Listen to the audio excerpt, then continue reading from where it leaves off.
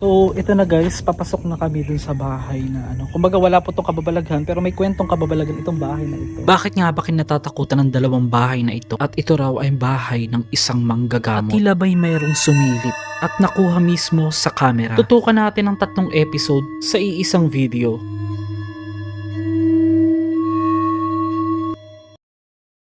Excited ako kasi ang sabi, May nagpapakitang white lady. tsaka Mga ano daw, kanang magdula-dula. maglaro-laro. Mm. Naglalaro. Ano yung story ng lugar na to? Ano? Salvage. Then, Huwag mong sagutin. Salvage. nagkikog. Then, girip. Nalabayanan og mga patay. Dati. Pero nakakapagtaka no guys, no? Yung nakikita nyo sa drone, bakit nagpatayo siya out of nowhere ng bahay na siya lang mag-isa? Tapos, hindi mo siya kasi masasabing function hall or what eh. Kasi, parang bahay talaga. Kasi kung function hall to, bakit nakabukod siya, nakabakod ng ganyan, di ba? Kasi, kung ito, gagawin tong subdivision, dapat, una pa lang, may mga nakatayo ng bahay. Pero ito, nag-iisa lang daw to. Ngayon guys, wala kaming idea kung bakit nandito lang to mag-isa na to. At, dito sa isang liblib na lugar dito po sa Davao City, matatagpuan itong lugar. At sabi, napakadelikado nito. Marami raw tinatapon dito. Marami daw mga naaaksidente diyan sa daan. Kahit kung titignan mo naman, ang laki ng kalsada, 'di ba? Pero ba't ang dami naaaksidente, 'di ba? Tsaka iba yung pakiramdam, guys, pag nandito ka. Kahit umaga pa lang, lalo na siguro kung gabi. Kaya lang private property na siya, guys, kaya kung ba't hindi na nila parang tinuloy na subdivision, no? Oh my gosh. Ang ganda, ang laki. Parang hindi naman sa ano. Tara. May sariling tangke. Ang laki. Guys, may something nga. Comment below kung may nafe-feel ka din sa video. Kasi, basta parang may something. Parang nagbablanko yung isip mo. No? Sinabad din ako ulo. May something dyan. Pero anong gagawin nila dyan? Ba't dyan sila tatambay? Di ba kung mga kaluluwa yan?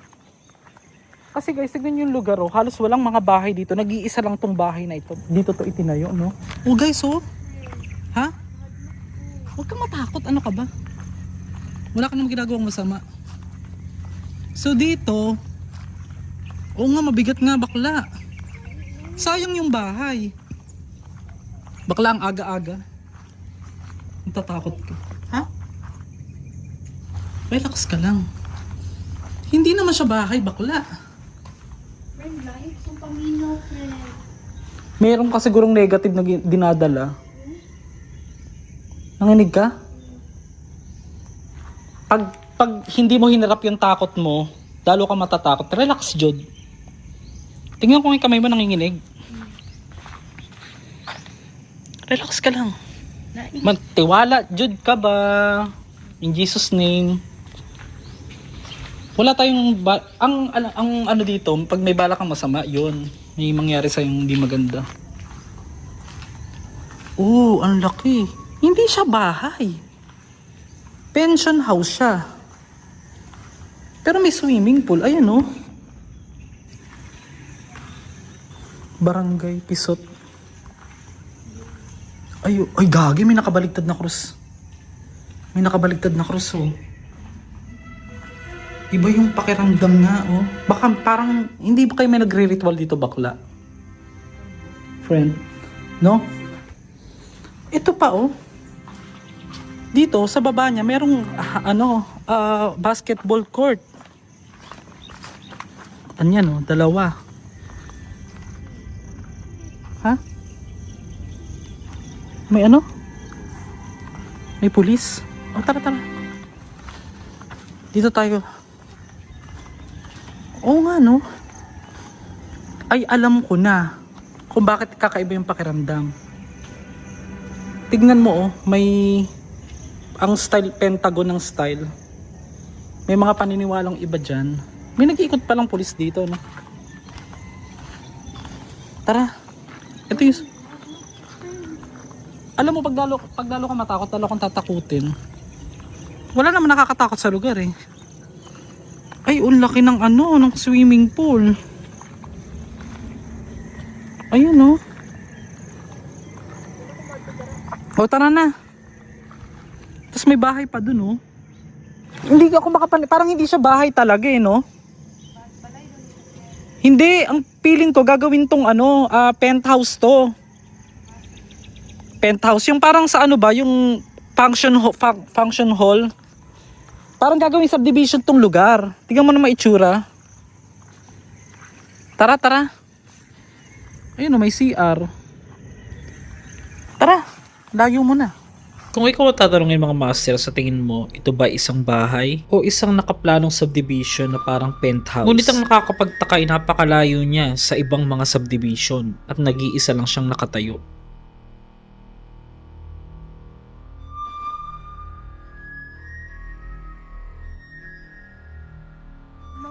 Anong napipil mo? Yung binti mo malamig?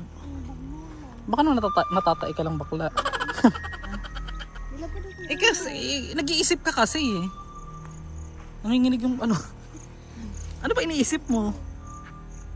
Nanginginig yung kamay niya guys. Ang bahay dito, ano to? Uy! Eto. Ba't meron yan dyan? Ito kami guys na ano, container van. Nakasarado man to. Uy! Teka lang.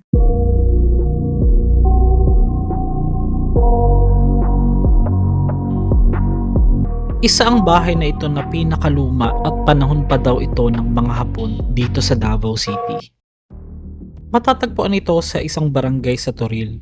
Dito sinasabing huling nagsagupaan ng mga Hapon laban sa mga Amerikano. At minsan din daw itong ginawang community ng mga Hapon. Kasama sa kanilang ginawa ang mga gusaling ito na may mga bunker o taguan. Mayroong mga sabi-sabi na maraming nakuhang mga treasure dito. Sa ngayon ito ay pag-aari na ng gobyerno.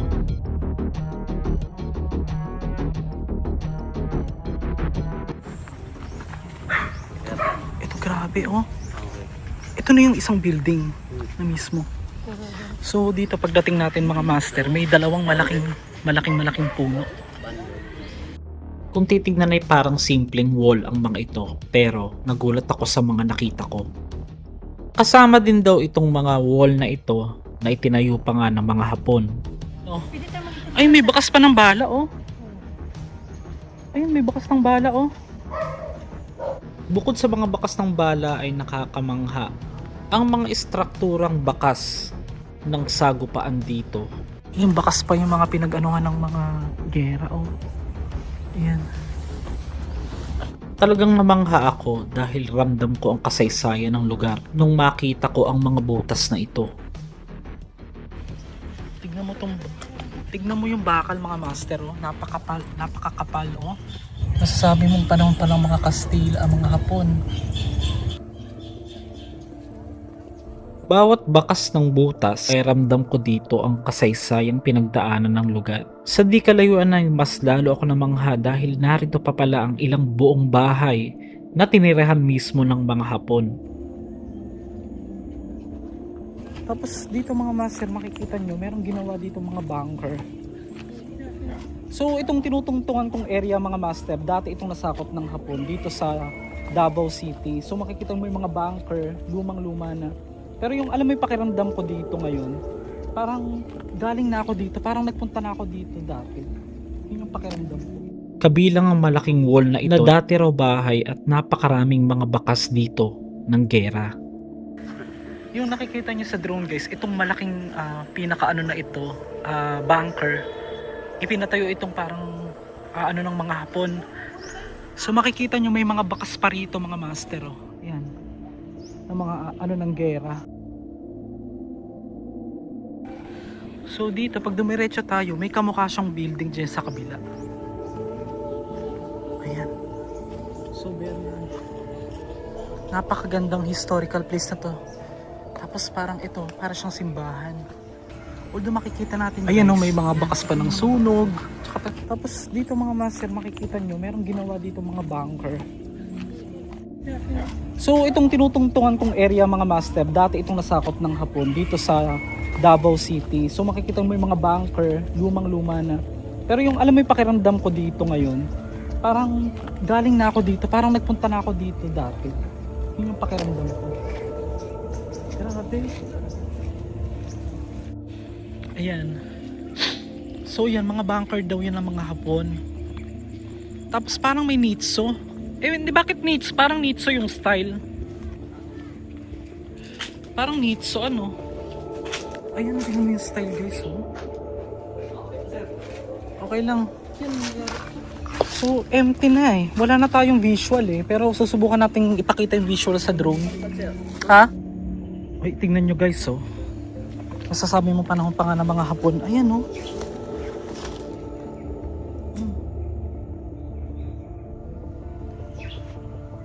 May date.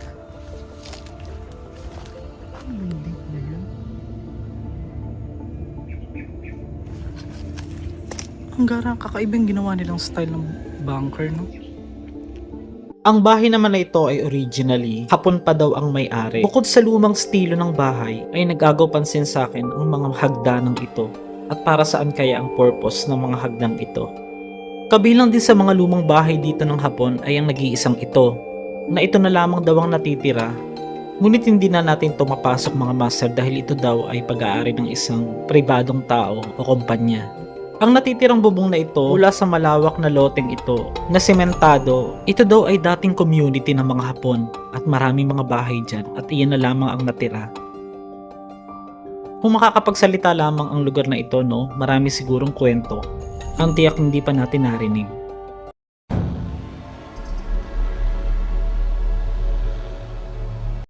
Bago marating ang abandonadong bahay ay meron kaming dinaan ng isang sementeryo. Dito makikita mo na napakadilim ng lugar at meron pang pagawaan ng mga kabaong dyan sa gilid. Medyo kakaibang ambience ng lugar. Kasama ang aking mga kaibigan at subscriber ay pinuntahan na namin ang bahay at siya ang magkikwento sa atin kung gaano karami na booking niya, charot. Kung gaano karami ang kababalaghang kwento rito mga master. Seriously, nakakapagtaka lang bakit malapit yung bahay ng manggagamot sa sementeryo. May mga ilang kwento din na may kakayahan din daw sa itim na mahika o pangkukulam ang sinasabing manggagamot na yon. Madilim at mabigat sa pakiramdam ang lugar. Ang ilang bahagi ng sementeryo may ilaw kaya hindi masyadong nakakatakot. Ito kasi yung mismo daan papunta dun sa bahay ng manggagamot. Kaya excited akong puntahan dahil maraming mga kababalagang kwento raw sa bahay na yun. So ito na yung pinaka-sementeryo, pinuntahan naman namin na may porinarya na una. Ayaw na guys eh, kakatakot na eh. Aminado naman akong katakot ako. Kahit gantong lagi akong...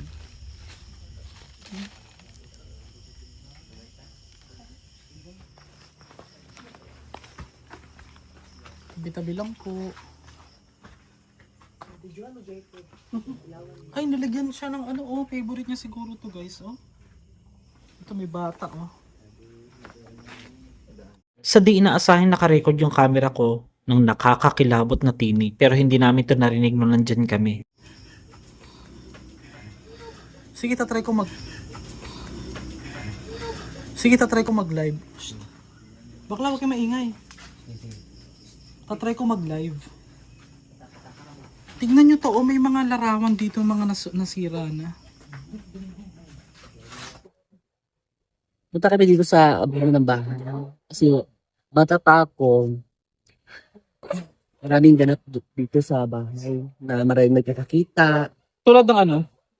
Tulad ng mga bata. Then, parang may andyan man namatay. Parang Diyan naman tayo may. Tara. Ang laki ng bahay, no? Sino may-ari nito, be? Diyan, oh. Hindi ba tayo mapagalitan? Manggagamot? Oo. Ay, baka mapagalitan tayo dun pag pumasok tayo. Hindi, patay na yung mga-ari. Ang patay na yung mismo may-ari. Pasensya na guys, kasi maingay eh. Ay, oo. Okay naman, wala naman masyadong creepy. Nasa isip nyo lang yan. Sayang tong bahay, no? Oo, lumang bahay nga. Pero anong napipil mo ngayon? Ako yung tuhod ko parang medyo malambot ba? Maraming nagkakakita dyan.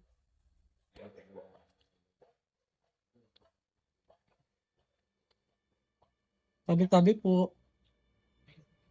Oh my gosh! Luma na siya, babe. Luma na nga. Wala lang, explore lang naman tayo, hindi naman, wala namang kababalaghan. Titignan, kumbaga parang, ano ba, lakad ba? So dito, ay may ano, bongga. So nakakita kami guys dito ng ano, may mga swimming pool.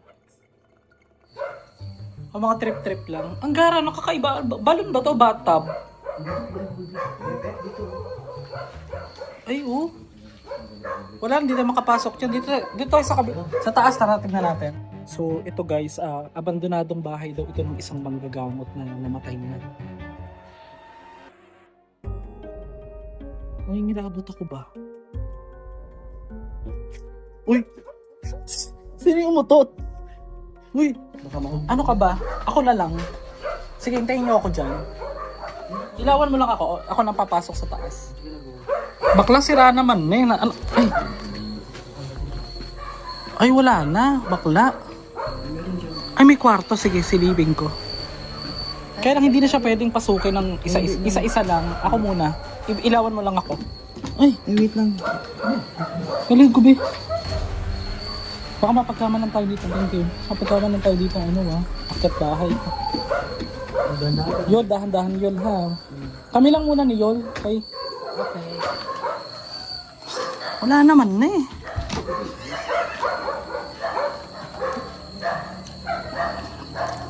Paano nagpapakita rito? Bakla, sino yung umiyak? Hindi ko alam. Sino yung... Walang umiyak sa amin. Dahan-dahan ka dito ka tapak. Yan ako tatapak. How about dito ka lang sa kabilat daan? Gani. Parang mas safety doon. Ilawan mo ka, be. Ang saraan siya ba yun na dito? Lumang bahay na ito. Anong taon daw ito abandon na ba, be? Ha? 19 ano? Anong taon to na abandonado? Tindahan dito, tindahan. Ano to, matagal to, 990. Matagal siya. Sige, open natin yung ghost tube para tignan natin kung may makakausap tayo. Dahan-dahan ka lang dito. Oo.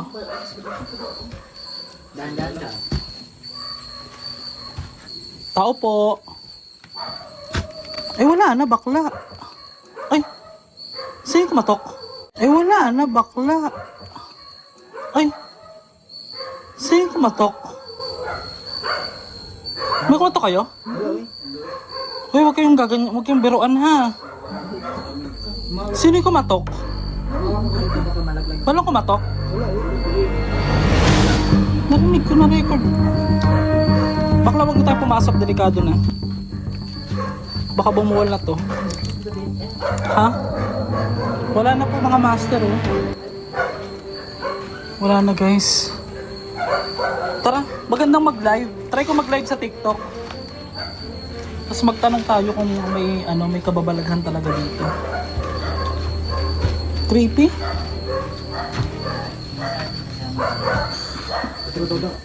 Sure kayo? Hindi kayo yung kumatok, be? Tatlong katok eh. I-check natin mamaya.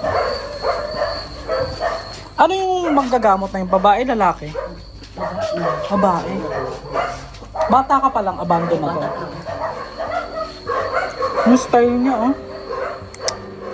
Oh. I meant it. Inatake sa puso ba yung... Ano ba kinamatay ng may-ari? Hindi ko alam. Pag ano, Sabi heart attack daw. Hi Ghost Tube. This is RJ. May iba ba kaming kasama dito? Pwede ka pong magpagala, kumatok ka dyan, gusto mo.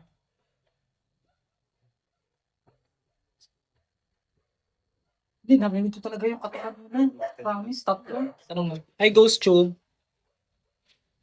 Meron ba kami kasama dito hindi tao? Hindi ka sumagot dito sa hawak kong phone.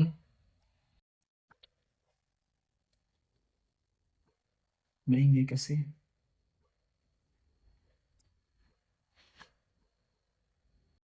Hi Ghost Tube.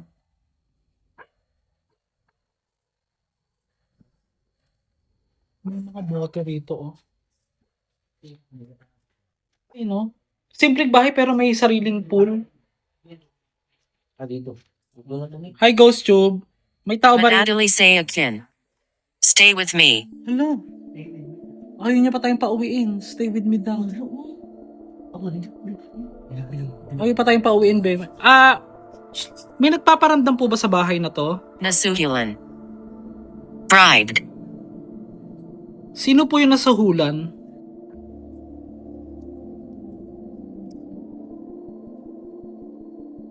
Ingay aso, panira eh. Sorry po maingay po yung aso.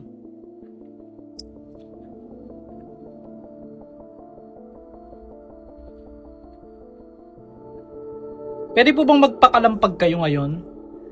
Kahit walang sagot ay mas nakakakilabot dahil ilang segundo lang paglabas namin ay ito ang nangyari.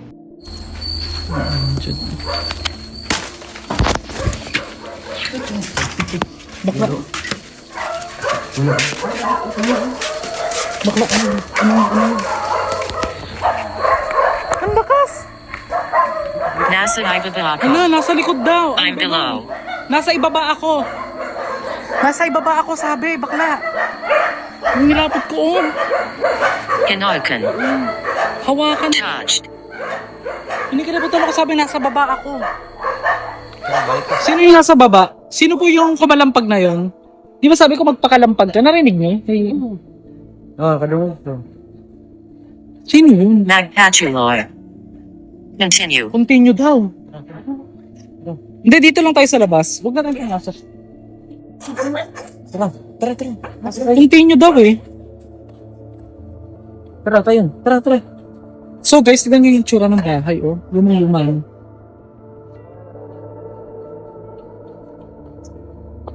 Dahil nga sinabi ng ating ghost tube, ay sundin natin na magpatuloy pa rin sa pagtatanong dito. Hanggang sa di inaasahan, ito pa ang mga nangyari.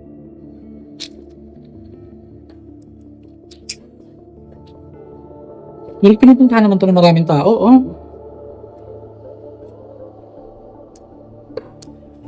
Thank you po sa pagsagot. Pasensya na di po kayo namin aabalahin na.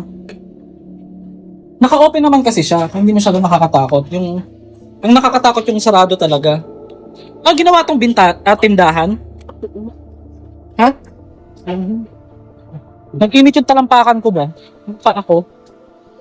Bakla, ano yung napil mo kanina? Wait, ako talaga, BFF. Wala ka sa... Ikaw nahilo ka? Nahilo ako, tas nangihina pa ako. Nangihina yung paano? Pares tayo. Ako naman yung tuhod ko medyo lumalambot na something.